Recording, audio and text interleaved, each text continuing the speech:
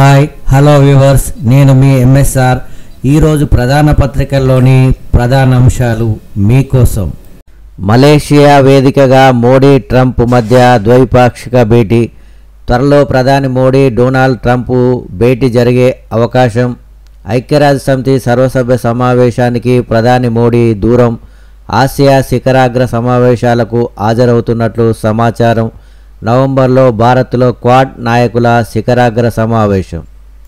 మా లక్ష్యం vision Telangana rising 2047. Telangana brand అంబాసిడర్లుగా మారండి. కొత్త నగరం పేరు భారత్ ఫ్యూచర్ సిటీ.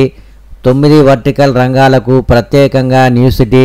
ప్రస్తుతం 70 కిలోమీటర్ల ఉన్న మెట్రోలను 150 కిలోమీటర్లకు విస్తరిస్తున్నాం. వచ్చే 5 ఏళ్లలో ఆ సంఖ్యను 15 లక్షలకు పెంచాలన్నదే మా లక్ష్యం. గుజరాత్లోని సబర్మతి తీరంలా మూసీ తీరాన్ని అభివృద్ధి చేస్తాం. కాలుష్యకారక పరిశ్రమలను హైదరాబాద్ వెలుపలికి తరలిస్తున్నాం. హైదరాబాద్ బెంగళూరు మధ్య బుల్లెట్ రైలు ఇవ్వాలని కేంద్రాన్ని కోరాం.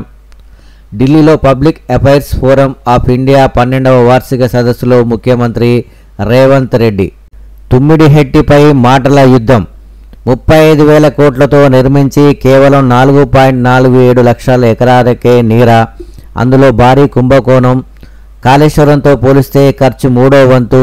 10వ వంతు ఎకరాలకు కూడా నీరు ఇవ్వలేని దైన్యం హరీష్ రావు చేస్తున్నదంతా దుష్ప్రచారం.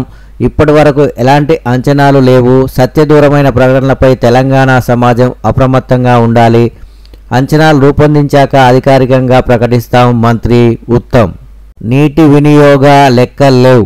గోదావరి కృష్ణాలో ఏ ప్రాజెక్టు కింద ఎంత నీటిని వాడుతున్నామో తెలియట్లేదు.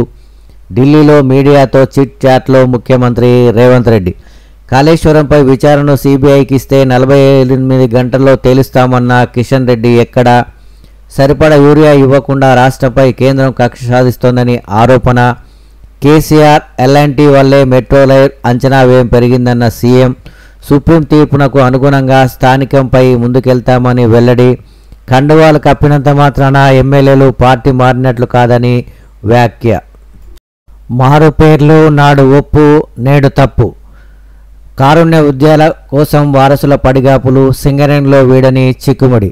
ఆన్లైన్ ఆధార్ నమోదుతో సమస్యలు మరింత జటిలం. ఇంకా పెండింగ్లోనే విజిలెన్స్ కేసు. పోరుబాటలో బాధితులు. కోల్బెల్ట్ ఏరియాలో పాదయాత్రలు.